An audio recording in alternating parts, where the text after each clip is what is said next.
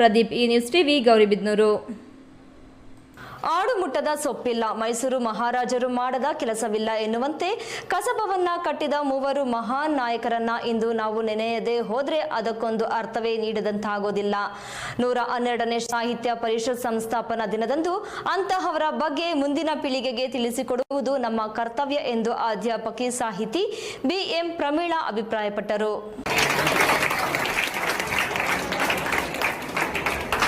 ಚಿಕ್ಕಬಳ್ಳಾಪುರ ನಗರದ golden ಗ್ಲಿಮ್ PU ಕಾಲೇಜಿನಲ್ಲಿ ಕನ್ನಡ ಸಾಹಿತ್ಯ ಪರಿಷತ್ ತಾಲೂಕು ಸಮಿತಿಯಿಂದ ಹಮ್ಮಿಕೊಂಡಿದ್ದ ಕನ್ನಡ ಸಾಹಿತ್ಯ ಪರಿಷತ್ ಸಂಸ್ಥಾಪನಾ ದಿನಾಚರಣೆ ಹಮ್ಮಿಕೊಳ್ಳಲಾಗಿತ್ತು. ಮುಖ್ಯ ಅತಿಥಿಯಾಗಿ ಭಾಗವಹಿಸಿದ ಬಾಗೇಪಲ್ಲಿ ಉಪನ್ಯಾಸಕಿ ಸಾಹಿತಿ BM ಪ್ರಮೀಳಾ ಮಾತನಾಡಿ, ರಾಜ್ಯದಲ್ಲಿ ಇದುವರೆಗೂ 87 ಸಾಹಿತ್ಯ ಸಮ್ಮೇಳನಗಳು ನಡೆದಿವೆ. 88ನೇ ಸಮ್ಮೇಳನ ಬಳ್ಳಾರಿ ಜಿಲ್ಲೆಯಲ್ಲಿ ನಿಗದಿಯಾಗಿದ್ದರೂ ಕಾರಣಾಂತರಗಳಿಂದ ಇನ್ನೂ ನಡೆದಿಲ್ಲ.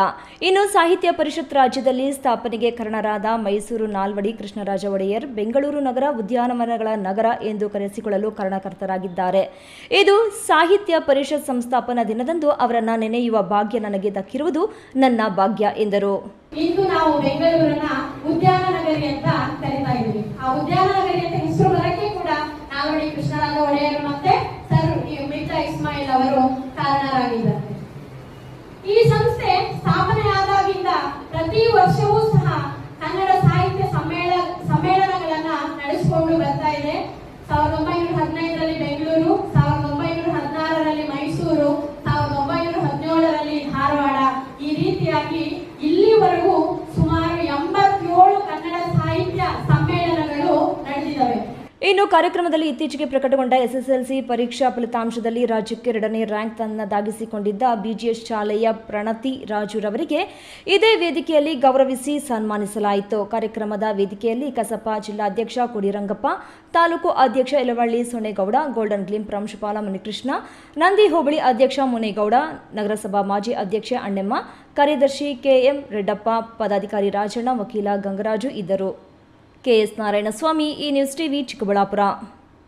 ಗೌರಿಬಿದನೂರಿನಲ್ಲಿ ನಡೆದ ತಾಲೂಕು ಮಟ್ಟದ ತ್ರೈಮಾಸಿಕ KDP ಸಭೆಯಲ್ಲಿ ಶಾಸಕ KH ಪುಟ್ಟಸ್ವಾಮಿಗೌಡ ಅಧಿಕಾರಿಗಳ ವಿರುದ್ಧ ಕೆಂಡಾಮಂಡಲರಾಗಿದ್ದರು.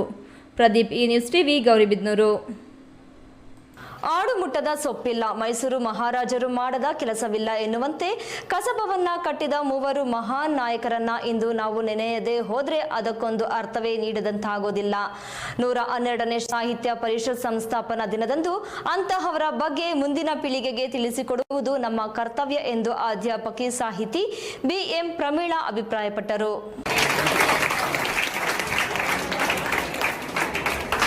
ಚಿಕ್ಕಬಳ್ಳಾಪುರ ನಗರದ ಗೋಲ್ಡನ್ ಗ್ಲಿಮ್ PU ಕಾಲೇಜಿನಲ್ಲಿ ಕನ್ನಡ ಸಾಹಿತ್ಯ ಪರಿಷತ್